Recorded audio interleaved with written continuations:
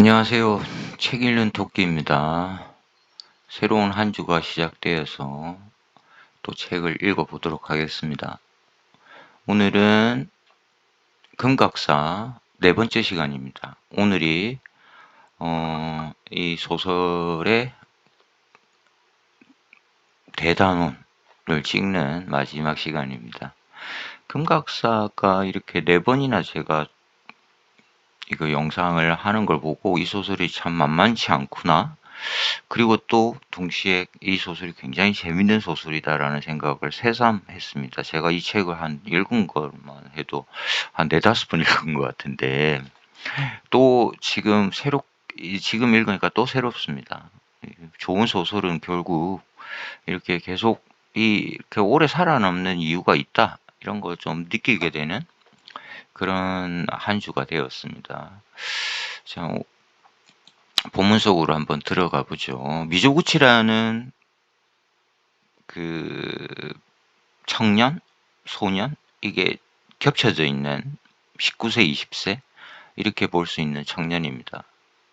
그리고 이 주인공이 이제 그 금각사라는 일본 교토의 명승 고찰에 학승으로 들어가면서 일어나는 사건들이 지금 이제 소설 속에 나오고 있습니다.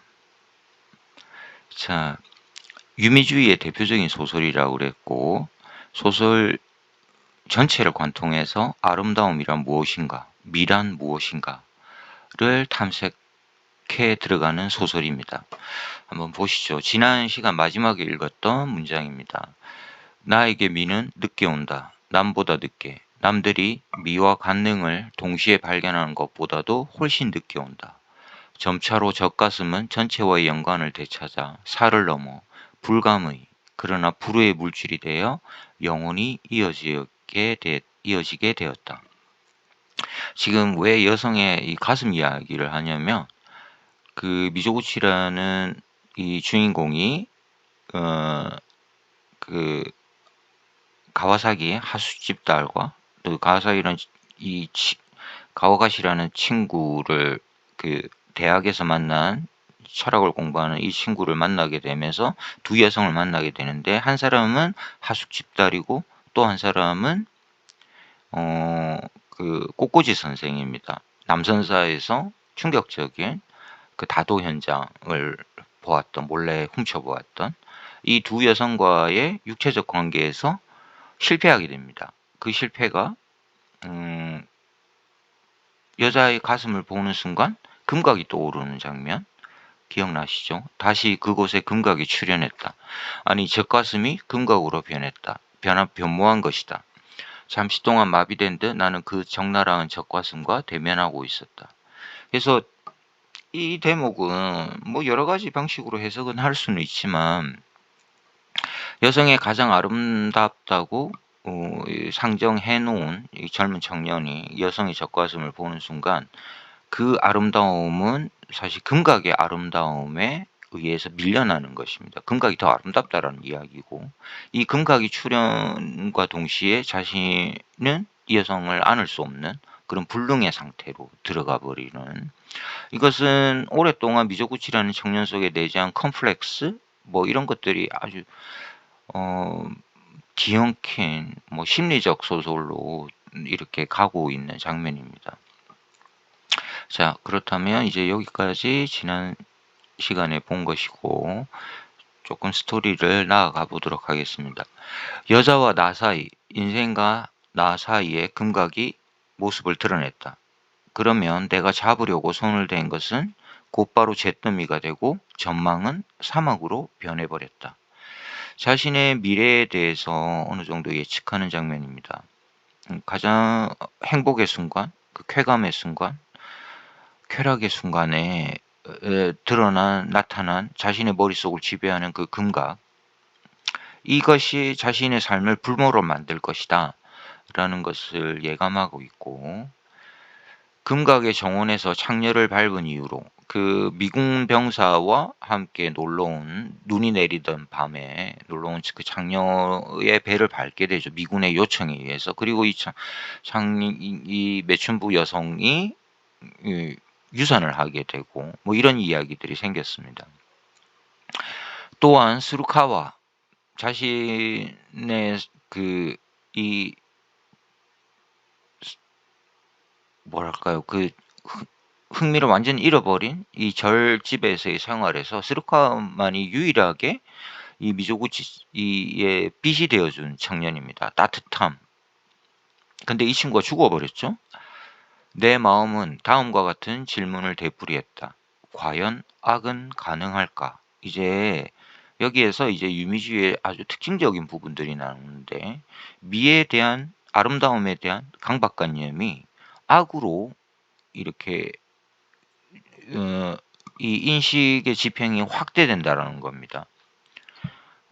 제가 지난번 시간에도 얘기했듯이 프랑스 상징주의 대표적인 시집 보들레르의 악의 꽃, 역시 보들레르 역시 악과 추함에서 아름다움을 찾으려 했던 최초의 근대신, 물론 뭐 그전에도 어느 정도 징후는 있었지만 그런 주장을 확실하게 작품을 통해서 냈던 시인이 보들레르입니다. 그것과 연관해서 이제 이 아름다움이 악으로 가는 그것을 이제 독자들은 조금 해석할 필요가 있는 것이죠. 그리고 이 미조구치는 이제 오랜만에 신교고쿠, 교토죠, 지금. 일본의 옛 수도, 이 교토의 번화가라고 합니다. 신교구쿠 거리를 혼자 걷게 됩니다. 그리고 이 거리를 걷다가 우연히 부딪히지 말아야 될 장면과 부딪히게 됩니다. 한 남자를 보게 되는데요. 남자는 중절모의 고급스러운 외투와 머플러를 거치고 분명히 접대부라고 알 수 있는 젓갈색 코트의 여자와 나란히 걷고 있었다. 분홍빛의 통통한 사내, 얼굴, 평범한 중년 신사에게서는 좀처럼 볼 수 없는 어린애와도 같은 기묘한 청결감. 요런 인물 묘사도 참 잘합니다. 미시마 유키오가. 누구겠습니까? 중절모에 지금 통통하게 살이 올랐고 어린애와도 기묘한 미소를 띠는 이 중년 남자. 네, 금각사의 노사 주지승입니다. 그리고 왠지 모르지만 이 모습에 이끌려서 이 장면, 이 자신의 금각사의 노사가 접대부와 걷고 있는 모습을 보고 자신도 부지불식간에 이 노사의 뒤를 미행하게 됩니다. 나는 너무도 당황하여 나 자신도 생각하지 못한 표정을 지었다. 그러다가 들키는 장면이죠, 노사에게. 즉 그러한 상황과 아무런 상관도 없이 노사를 향하여 웃었던 것이다. 노사가 자신을 발견하자 그냥 자신도 모르게 웃음이 터져 나왔습니다. 내 웃음을 본 노사는 안색이 변했다. 그러면서 한마디 하죠. 바보 녀석, 나를 미행할 작정인가?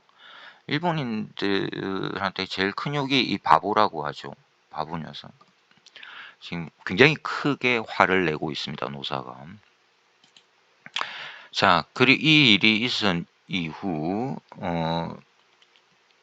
이 기원에서 이제 여자들 만나게 되고 엽서, 신문 뭐 이런 것도 보게 되고 이제 이야기가 흘러가게 됩니다. 그리고 이제 뭐 혼자서 이렇게 절을 떠나서 돌아다니기도 하고 그러면서 또 다니고 있던 그 대학 노사가 보내줬죠. 거기에서 성적이 하락하게 됩니다. 그러자 이제 화가 난 이 노사가 불러서 이런 이야기를 합니다. 너를 장차 후계자로 삼으려고 생각한 적도 있었지만 지금은 전혀 그러한 뜻이 없음을 일러둔다. 화가 났죠. 뭐. 생활의 자질구레한 부분, 돈, 여자 모든 것에 하나하나 손을 더럽히면서도 이처럼 현세를 모멸하고 있는 사람의 얼굴을 본 적이 없다. 사실 이 노사는 사실 자기가 볼 때는 가장 세속적인 삶을 살고 있는데 그러면서도 마치 이 현세를 모멸하고 있는 듯이 자기한테 따끔하게 충고하고 있는 사람. 이걸 한 얼굴에서 두 가지 상반된 모습을 같이 본다 이런 이야기인 것 같습니다. 나는 혈색 좁고 따뜻한 시체를 만지는 듯한 혐오감을 느꼈다. 히야시 괜찮나요? 뭐 하여튼 이 금각사 방화를 일으켰던 실제 이 학생이 했던 수사관들에게 체포된 이후에 수사를 받으면서 했던 진술, 그 절 생활에서의 그 매너리즘, 그 속세에 찌든 이 절의 생활 방식에 염증을 느꼈다. 이런 것들을 지금 미시마 유키오가 이 소설 속에서 구현하고 있는 것 같습니다. 혈색 좁고 따뜻한 시체를 만지는 듯한 혐오감을 이제 주지승한테 노사에게 느끼는 것입니다. 자, 가시화기 이 대학에서 사귀게 된 이 친구한테 돈을 빌려서 또 가출하게 됩니다. 그러면서 이제 마이주루만, 이게 어디냐면 자신이 유년 시절을 보냈던 고향, 지방입니다. 그곳에 가서 바다를 보고 마침내 이 미조구치가 마지막 결심을 하게 됩니다. 이 바다를 보면서 내린 결심이란 금각을 불태워야 한다 라는 막다른 골목까지 이제 이르게 됩니다. 자, 그 내면을 한번 보시죠. 의식을. 국보로 지정된 금각을 내가 불태운다면 그것은 순수한 파괴, 돌이킬 수 없는 파멸이며 인간이 만든 미의 전체 무게를 확실히 줄이는 일이 된다. 나는 이 행위에 의하여 금각이 존재하는 세계를 금각이 존재하는 세계로 뒤바꾸게 되리라. 금각이 존재하는 세계를 자신이 금각을 불태움으로 해서 이제 금각이 사라진 세계로 만든다. 세계의 의미는 확실히 변하겠지. 나는 혁명가의 심리를 이해했다. 요런 의식의 변화, 발전 구조도 미시마 유키오가 참 뛰어나게 쓰고 있습니다. 아름다움이라는 추상적인 개념을 가지고 이 아름다움을 파괴하는 것을 순수한 파괴로 설정해 놓고 또 이것이 현실에서 벌어졌을 때의 그 의미가 혁명이라는 것으로 발전하게 된다. 아나키즘이라는 정치 근대 사상을 보면 가장 중요한 형태가 이 아나키스트들이 추구하는 형태는 역시 파괴입니다. 기존 질서에 대한 파괴, 그 파괴는 혁명이라는 이름을 통해서 진행이 되고 이 파괴 행위를 통해서 완전히 소각한 다음 새로운 것을 건설하겠다. 그래서 그런 정치 사상에 뭐 동의하든 안 하든 것과 상관없이 우리는 요 장면을 보면서 그런 세계사적 의미 이런 것들도 읽을 수 있습니다. 왜냐하면 지금 이게 1949년 일본이 패망한 이후에 아직까지 일본이 근대화에 이제 패망 이후에 다시 국가를 재건하지 못한 상황 속에서 혼란에 있는 상황입니다. 여기에서 중요한 건 혁명적 어떤 동기가 필요하다. 미시마 유키의 정치사상의 흐름 이런 것들도 조금 쫓을 수 있는 부분이긴 합니다.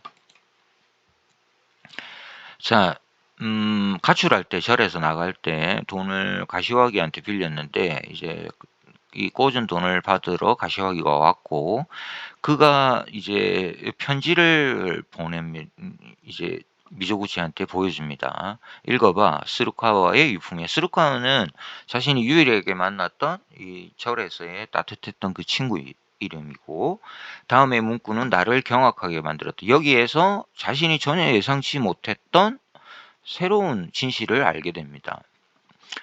지금 생각하면 이 불행한 연애도 나의 불행한 마음 때문이 아닌가 생각된다. 나는 날 때부터 어두운 마음을 지니고 태어났다. 내 마음은 환하게 밝은 세계를 전혀 몰랐던 듯이 여겨진다. 이게 스루카와가 편지에 쓴 내용입니다. 이걸 읽은 미조구치는 굉장히 큰 충격을 받습니다. 왜냐하면 미조구치에게 스루카와는 빛을 나타내는 환한 세계를 이야기한다고 그랬죠. 유복한 집안에서 태어난 출신 환경, 그리고 세상을 언제나 밝은 면만 보려고 했던 그 스루카와의 내면 속에는 이렇듯 어둠이 자리 잡고 있었다라는 겁니다. 그리고 그가 자살을 했다라는 것 역시 너무나 놀랍고 병이 아니고, 그리고 이것이 병이나 사고가 아닌, 그리고 이 이야기를 놓고 이제 미조구치와 이름이 자꾸 까먹네요. 가시와기, 이름이 어려워서 미조구치와 가시와기가 철학적 논쟁을 하게 됩니다. 가시와기가 철학 공부를 한다 그랬죠. 자, 가시와기의 이야기입니다. 이 세계를 변모시키는 건 인식이야. 알겠어? 인식만이 세계를 불변인 채로 그대로의 상태에서 변모시키지. 한 사람의 인식, 여기 좀 어려운 이야기가 나오는데 존재론? 뭐 여기까지는 제가 깊이 들어가진 않겠습니다. 근데 굉장히 흥미로운 장면이라는 것.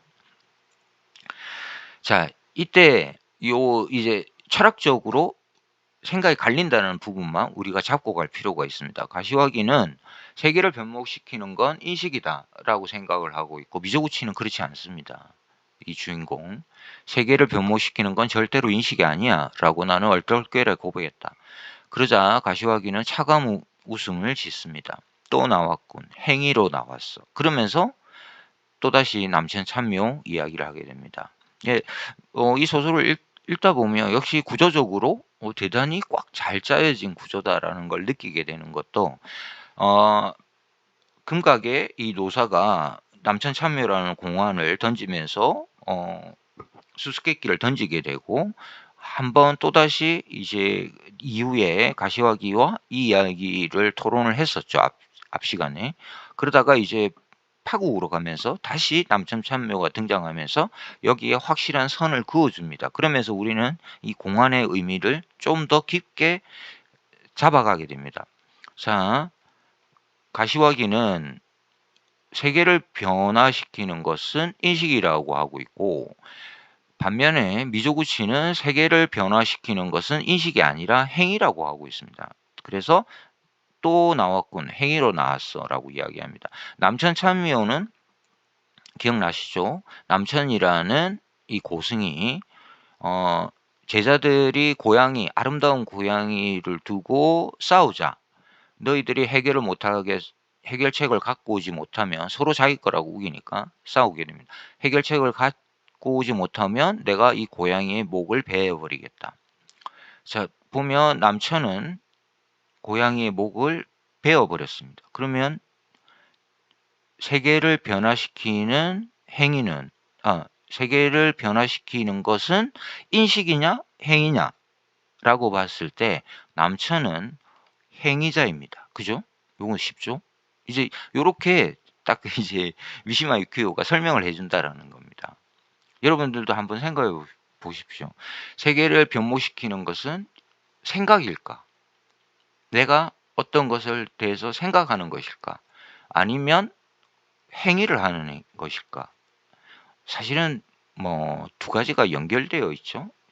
인식 없이 어떤 행동이 나올 수 있으며,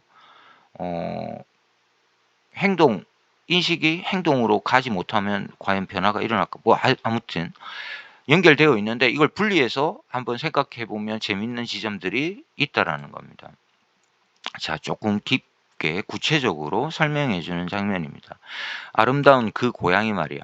양쪽 중들이, 제자들, 다툰 것은 각자의 인식 속에서 고양이를 보호하여 기르고 편히 쉬게끔 하려고 생각했기 때문이야. 인식. 하지만 남천 스님은 행위자니까 단숨에 고양이를 베어버렸지. 나중에 이제 수제자 조주가 왔을 때 남천 스님이 내가 낮에 이런 일로 고양이 목을 베었다라고 이야기하자, 이 수제자 조주는 자신이 신고 있던 더러운 신발을 머리에 입고 밖으로 나가버립니다. 그것으로서 설명을 해주고, 이게 이제 선문답을 이루게 되는데, 보시죠. 나중에 온 조주는 자신의 신발을 머리 위에 올렸지. 조주가 하려던 말은 이거야. 요게 이제 굉장히 어려웠는데, 남천 스님의 행위는 뭐 미혹을 끊는다라는 게 너무 쉬웠고, 근데 이제 조주가 어렵습니다. 역시 그는 미가 인식의 보호를 받으며 지내야 한다는 걸 알고 있었어. 하지만 개개의 인식, 각각의 인식이라는 것은 존재하지 않아. 인식에 있어서 미는 결코 위안이 아니야. 여자이고 아내이기도 하겠지만 위안은 아니야. 하지만 미적인 것과 인식의 결혼에서는 무엇인가가 생겨나지. 여기서 되게 중요한 이야기가 나옵니다. 덧없는 물거품과도 같은 아무 쓸모도 없는 거지만 무언가가 생겨나지. 세상에서 예술이라고 부르는 게 그거야. 자, 우리는 저 누구죠? 김영하 소설가의 말에 의하면 동양에서 가장 유미주의의 대표작이라고 뽑는 지금 금각사를 읽고 있습니다. 유미주의의 대표작 동양의. 여기에서 이제 요 주제가 나오는데 미적인 것과 인식, 아름다운 것과 우리가 생각한다라는 것에서 이 결합 속에서 뭔가가 생겨나는데 이 생겨나는 것이 예술이라고 합니다. 그리고 이 예술은 이 지점이 이제 유미주의가 추구하는 바입니다. 물거품이라는 겁니다. 동시에 아무 쓸모도 없는 거다. 예술이란 이런 것이다. 그렇게 보면 금각이라는 예술적 건축물 그 존재 자체가 물거품이고 아무 쓸모도 없는 것이다라는 인식까지 이르게 되죠. 자, 여기서 제가 너무 구체적으로 설명을 제 생각을 말씀드리지는 않겠습니다. 지금 요 마지막 부분 한번 더 혼자서 읽어보시면서 생각을 정리해 보시면 굉장히 흥미로운 지점들을 발견할 수 있습니다. 자, 그러자 미조구치가 이렇게 이야기합니다. 미는 미적인 건 이미 나에게는 원수야. 세상에 금각처럼 아름다운 것은 없다라는 그 죽은 아버지 스님이었죠. 그 이야기를 들으면서 하나의 금각의 아름다움이 강박으로 자신의 가슴에 자리 잡은 이 소년에게 미를 대표하는 이 금각이란 건축물은 이미 이 소년에게는 원수로 자리 잡게 된 부분. 이 심리적 발전 과정. 자, 자살을 결심한 동정의 사내가 죽기 전에 유곽에 가듯이 이제 자살을 생각하고 어느 정도 자신의 파국을 예감하고 있는 미조구치입니다. 나도 유곽에 갔다. 나는 머뭇거렸다. 도대체 금각에 불을 지르기 위해서 동정을 버리려는 것인지, 동정을 버리기 위해서 금각에 불을 지르려는 것인지 알 수 없게 되었다. 그곳에 많은 여자들이 보이고, 이것도 참 흥미로운 장면이죠. 그곳에 우이코는 외출하고 없었다. 자신의 첫사랑, 비극적인 죽음을 맞이했던 우이쿠를 생각하게 되고 그 외출하고 없다는 생각이 나를 안심시켰다. 여기가 아마 기온글일 겁니다. 교토에 가신 분들은 이 기온글이를 한번 가보시는 것도 흥미로울 것 같습니다. 낮에서는 이제 문이 다 닫힌 상태에서 가봤는데 그 낮에 가봐도 굉장히 옛 그 풍경들, 그 유곽의 모습 뭐 이런 것들을 좀 볼 수 있어서 굉장히 흥미로웠습니다. 자, 유곽에 들어왔습니다. 정말로 처음 노는 거예요? 여자가 묻고. 내가 보고 있던 세계의 원근법은 붕괴되었다. 타인은 거리낌 없이 내 존재를 침범하고 그 체온이나 싸구려의 향수 냄새와 함께 조금씩 수위를 높이며 침수시켜 나를 적시고 말았다. 나는 타인의 세계가 이런 식으로 용해되는 것을 처음으로 보았다. 처음으로 지금 여성과 육체적 관계를 맺는 걸 묘사하고 있습니다. 젖가슴은 내 바로 앞에서 땀에 젖어 있었다. 결코 금각으로 변모하는 따위의 일이 없는 단순한 살이었다. 하숙집 딸과 그 꽃꽂이 선생과 일어났던 실패는 반복되지는 않습니다. 여기서는. 자, 그리고 또 이 소설을 읽는, 우리가 소설을 왜 읽냐라는 지점들을 또 볼 수 있는 건데, 6월 25일 한국에 동란이 발발했다. 6.25 전쟁 이야기입니다. 한국 전쟁. 세계가 확실히 몰락하고 파멸하리라는 내 예감은 사실이 되었다. 서둘러야 한다. 금각사를 읽다가 깜짝 놀라는 부분이 이 부분이기도 한데, 또 소설은 역시 시대를 비추는 거울이다. 뭐 좀 너무 흔한 표현이긴 하지만 그런 것들을 가장 잘 말해주는 지점이기도 합니다. 미조구치라는 어쩌면 이 정신적으로 문제가 있는 이 청년의 내면을 쫓고 있다가 우리는 갑자기 이것이 그냥 하나의 심리적 소설이 아니라는, 이 미조구치의 심리가 바로 어쩌면 이 전후 패망 이후에 일본인들의 불안했던 심리. 그런데 여기서 어쩌지 우리는 이렇게 이 패망한 상태로 일본은 살아야 되나 하는 순간에 한국에서 전쟁이 터집니다. 지금 당장에는 파멸을 예감하고 있지만 오히려 이 한국에서의 비극적 이 파괴의 전쟁이 일본한테는 경제적으로 도약할 수 있는 새로운 기회가 되었다라는 그런 것도 우리가 읽으면서 이 시대적인 분위기들을 읽을 수 있다. 자, 미조구치가 서둘러야 한다 그러죠. 뭘 서둘러야 한다? 금각을 불태워야 한다. 파괴. 자, 그러면서 이제 준비를 합니다. 금각사 방어를, 칼모틴 수면제를 사고 단검을 삽니다. 이거 왜 사겠습니까? 불을 지른 다음에 자살하겠다. 과자, 모나카 뭐 이런 걸 삽니다. 이것도 흥미롭죠. 마지막 장면에. 그래, 죽을 때도 좀 단 것을 한번 먹을까? 뭐 이런 예감 같은데 성냥도 사고. 그리고 이제 비가 내리는 밤 어둠에 묻힌 금각을 보게 됩니다. 깊은 어둠 속에 비가 추저추적 내리고 있고 이 장면도 굉장히 압권입니다. 한번 보시죠. 미에 대한 추억이 깊어짐과 더불어 이 암흑은 자유로이 환상을 그릴 수 있는 바탕이 되었다. 이 컴컴하게 웅크린 형태의 내부에 내가 미라고 생각했던 것의 전모가 숨어 있다. 이토록 완전히 섬세한 모습으로 금각이 그 구석구석까지 빛을 발하며 내 눈앞에 나타난 적은 없었다. 나는 맹인이 시력을 되찾은 느낌이었다. 미라는 것은 역시 우리 내부 속에 추상적으로 존재하는 것 아닐까? 라는 것을 우리가 읽을 수 있는 부분인데요. 어둠 속에 금각의 모습, 건축물의 모습이 당연히 보이지 않죠. 그렇지만 이 어둠 속에서 오히려 금각은 완전히 섬세한 모습으로 나타났다라는 겁니다. 그의 내면 속에. 아까 가시화기와의 철학적 논쟁, 인식이냐 행위냐라는 것을 끌어가 보면 미를 바라보는 것은 확실히 인식 쪽에 가깝죠.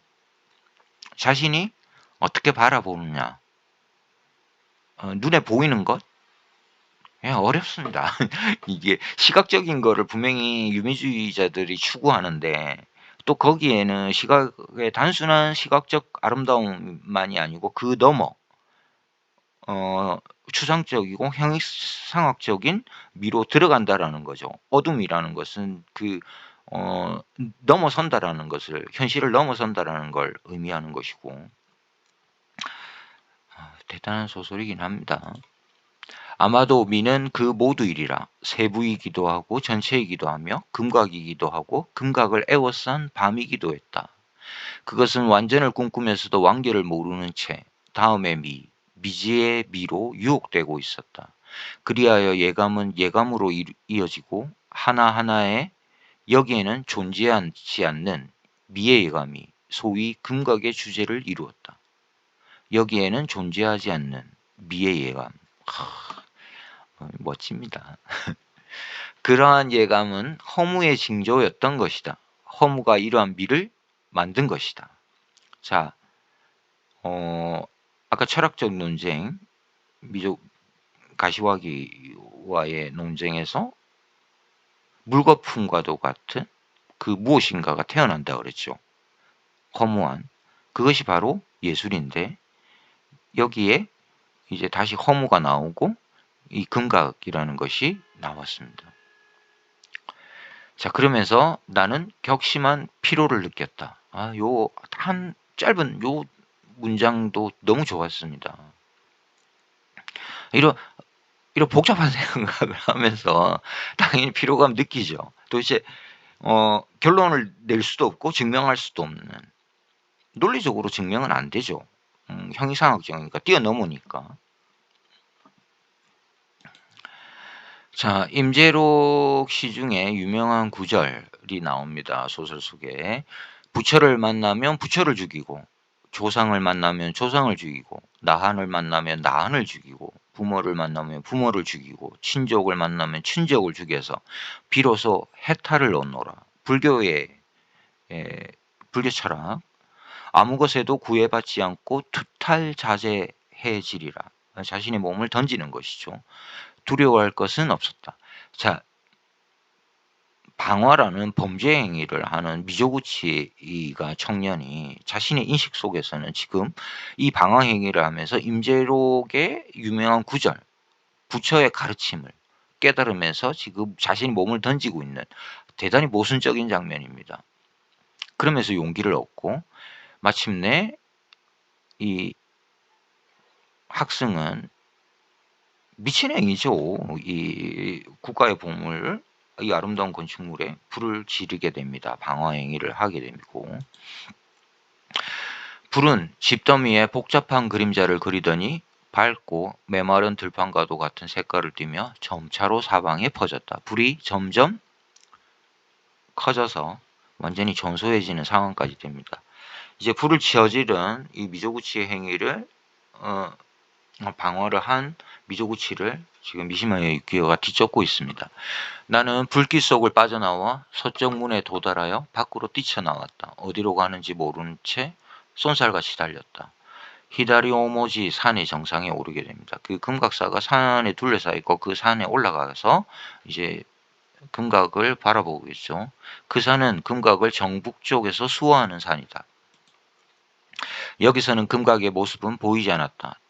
단지 소용돌이 치는 연기와 하늘로 치솟는 불길이 보일 뿐이다. 나무 사이로 수많은 불꽃이 날리어 금각 위의 하늘을 금가루를 뿌린 듯하다. 요 부분도 너무 좋습니다. 나무 사이로 수많은 불꽃이 날리어 금각 위의 하늘을 금가루를 뿌린 듯하다. 이제 금각이 아니고 이 불을 지르니까 금각 위에 뿌려진 그 어둠의 하늘이 금가루, 금각사가 금가루를 바른 건축물이잖아요. 그걸 딱 이용해서 이 장면을 이렇게 표현하고 있습니다.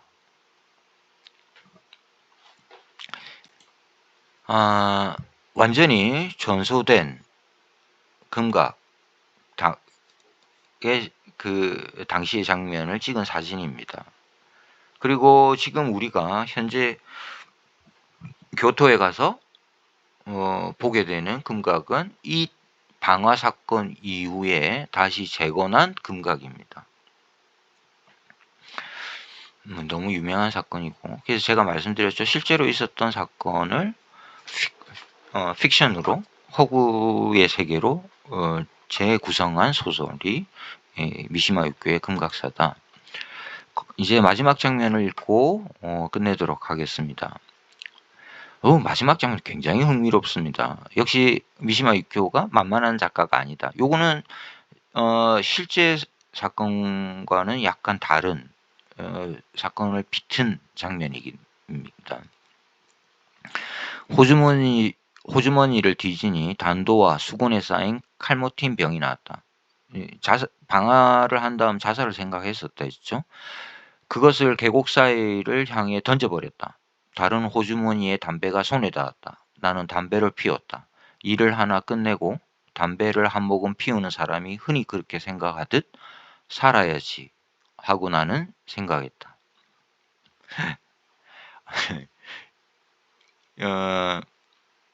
보통 한번 예측을 해보면 이런 큰 사건을 저지른 다음에 우리는 어떤 선택을 하게 될까?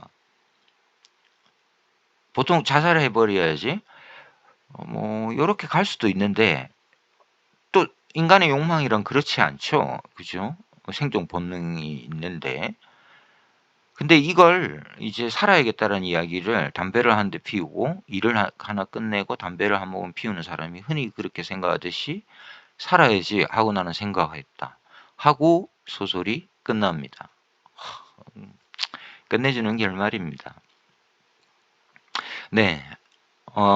이렇게 해서 책 읽는 토끼 금각사 4부로 나누어서 진행을 했습니다. 미시마 유키오.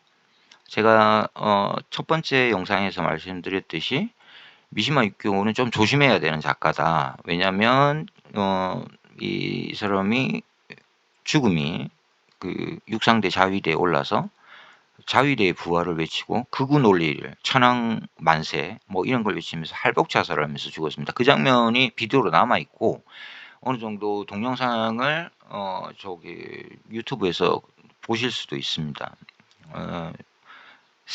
생중계로 당시에 중계가 되었고 이 미시마 유키오의 죽음이 일본 사회에 큰 충격을 던졌고 자, 이 금각사를 읽는 우리는 1950년대 일어난 금각사 방화 사건과 그리고 이 소설 그리고 미시마 유키오라는 일본 천재 유미주의 작가 소설가의 기묘한 그로테스크한 죽음 이 세 가지를 연결시켜서 이 텍스트를 읽어야 한다. 결론? 글쎄요. 저는 뭐 결론을 내리지는 않겠습니다. 제 생각은 있긴 하지만 제 결론은 이렇습니다. 단순하게 말씀드리면 유미주의가 굉장히 어렵다라는 겁니다. 그리고 어렵다라는 거는 이해가 쉽지 않다라는 이야기 말이 되고 유미주의가 추구하는 철학과 이 예술에서 추구하려는 의도가 분명치 않다라는 겁니다. 아니 분명히 보이는데 납득이 안 되는 거죠. 왜 그렇게까지? 근데 일련의 흐름, 아름다움에 대한 강박, 아름다움에 대한 파괴, 그 파괴 행위가 통해서 새로운이라고 하지 말고 허무? 이 흐름은 확실히 그 19세기와 20세기 이를 넘어가는 그 역사, 혁명의 시대, 19세기, 20세기 전쟁의 시대, 1, 2차 세계대전 이런 것들을 통해서 볼 수 있는 지점들이 분명히 있습니다. 그래서 우리가 생각하기에도 좋고 또 많이 토론할 수 있는 부분도 제시해주는 그래서 해결책이라기보다 결론이라기보다는 독자들한테 굉장히 많은 질문을 던지고 있는 소설이다. 이렇게 이야기할 수 있을 것 같습니다. 자, 그렇게 해서 미시마 유키오의 금각사를 소개해 드렸습니다. 만약에 제가 기회가 되면 위스망스 프랑스 유미주의의 대표적인 작가 거꾸로라는 소설을 소개했고 이 두 소설을 비교해서 설명드리면 참 좋을 텐데 문제는 위스망스의 거꾸로는 이 금각사라는 소설에 비하면 너무너무 어렵습니다. 이 금각사도 결코 쉽지 않은 텍스트인데 위스망스의 거꾸로는 제가 감당하기 너무 어려운 텍스트라서 이걸 영상으로 한번 시도해 볼지 아닐지는 좀 고민을 해 보겠습니다. 좋아하는 소설이긴 한데 자 이렇게 해서 금각사 4편 마치도록 하겠습니다. 지식과 즐거움을 탐색하고 떠나는 책여행이었습니다. 감사합니다. 마치겠습니다.